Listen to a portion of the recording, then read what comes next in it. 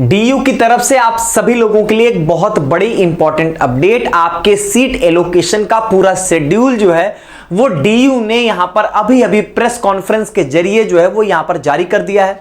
आपके पहले राउंड का रिजल्ट जो है वो आज जो है वो आपका यहां पर 5 बजे जो है वो आने वाला है।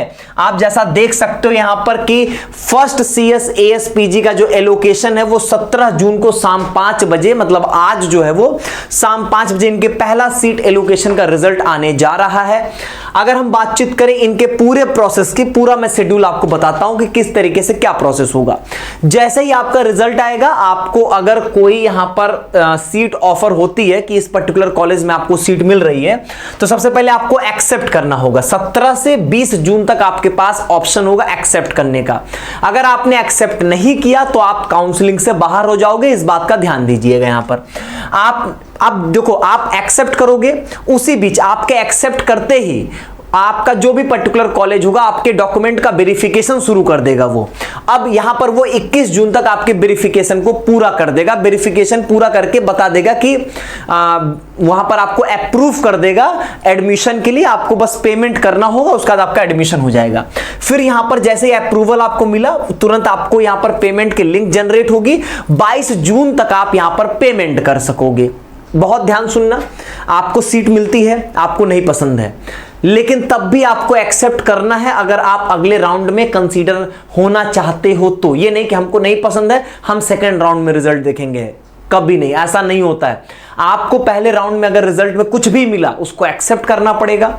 हाँ, यह है कि एक्सेप्ट करने के बाद आप, कॉलेज ने डॉक्यूमेंट वेरिफिकेशन किया, आपने फी पेमेंट कर दिया, ठीक। उसके बाद आपके पास ऑप्शन मिलेगा अपग्रेड या फ्रीज का। आपको अगर वो उस पर्टिकुलर सीट नहीं पसंद है, उसके ऊपर का आपको प्रेफरेंस चाहिए, तो उसके लिए आप जो है वो यहां पर क्या करेंगे, उसके लिए आप यहां पर अपग्रेड पे जो है वो क्लिक कर देंगे, ठीक है। चलिए, इसके बाद यहां पर जैसे ही आप अपग्रेड पे लगा दोगे, आपका सेकंड राउंड का रिजल्ट यहां पर आना होगा। फ्रीज कर दोगे तो वही सीट आपको मिल जाएगी।